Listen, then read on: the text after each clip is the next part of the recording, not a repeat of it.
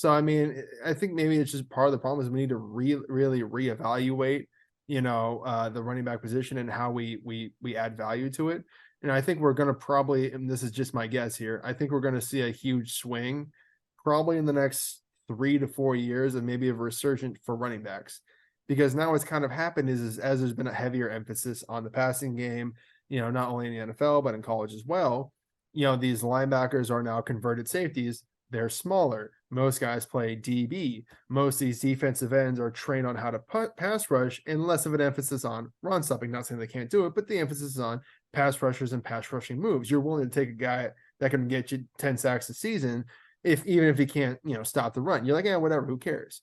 Yeah. And I think what that's all going to come with, you're having smaller D linemen. The days of a 340-pound, 360-pound D lineman are kind of in the rear view. And I think what offenses will do to adjust is you'll have these bigger hog molly linemen come back.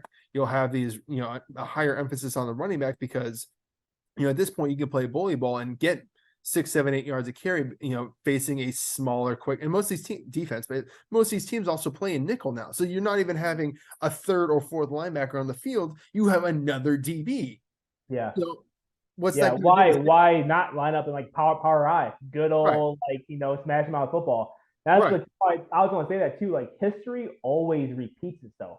Yeah. Right. So right now it's the big, spread them out, get faster, get the ball outside, blah, blah, blah. Right. To your point, the defense is getting smaller, faster, quicker. Right. Right. But they're going to adjust the offense. Some teams are like, screw it, dude. Put three tight ends out there. I mean, that's what the 49ers have been doing. And ever since 2019, that's what their success has been. It's been in the run game. It's because they're still prioritizing a fullback. They're still prioritizing a blocking tight end. They have bigger O-linemen that they expect to get out and block. They expect the receivers. Like the receivers are expected to block. Like that's the primary thing. And they run the ball down your throat because if you're going to run, with a nickel out on the field, you're going to run a nickel coverage or nickel defense. Why would you not take advantage of that? Bring in a 6-0 lineman, just really move these dudes off the ball and get upfield. You can pick up 10, 15, 20 yards, which is even safer than a pass because, obviously don't have the consequences of an incompletion or an interception. But if you can move these dudes with bigger bodies, because now, again, as you've stated, the defense is now smaller and quicker, you can still move these dudes and get huge chunks on the ground. So I think that's I wouldn't be, and it started with the 49ers in 2019, and now you've kind of seen it. More teams are putting more of a subtle emphasis to it. That's why Saquon Barkley is still getting paid, and Josh Jacobs is still getting paid, because I think a lot of these teams are starting to realize that and catch on to the trend maybe a little bit early, and like thinking maybe we don't want to release our running backs just, maybe we don't want to get rid of them, because I think we might actually see a resurgence here coming soon.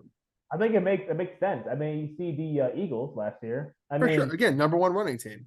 Yeah. So again, you're going to always have the outliers of the Patrick Mahomes. But that's the thing is there's only one Patrick Mahomes. You're not going to draft the next Patrick Mahomes. It doesn't exist. Yeah. The guy that can make the adjustment and make the accommodation or overcome any disadvantage, you're just not going to draft him. So other teams have to get smart, and I think that's the direction they start to go. They start to see these linebackers that weigh 210 pounds, these D linemen that are all at 250, 275, and go, screw it. I'm going to draft this left guard that's 300 is going to road grade the crap out of this defensive end that wants nothing to do with, run stopping, and I'm just going to run past him. Yep, exactly. And even look at just another example of just real quick of this last thing is Micah Parsons. Again, I think he's a great edge rusher. There's no doubt about that. I don't know how good he is as a run stopper. I think he's 240, 255. Again, we did not look that up before the podcast, so I don't know off the top of my head what his weight is. I think it's 240. 240? Yeah. What is he going to do against a guy like Trent Williams? What's he going to do against a 6'6", 300-pound guy that's just going to grab him and say, hey, here's the sideline. Go sit your butt down. I know he wants to put weight on, but I don't know how much weight he wants to put on. Right, exactly. And you're not going to get him up to being 280. Like, it's just not going to happen. Yeah, that wouldn't be good. Like, if your right tackle is – yeah. And if your right tackle is 330 and gets his hands on him, it's done, So I think that's the kind of direction we go.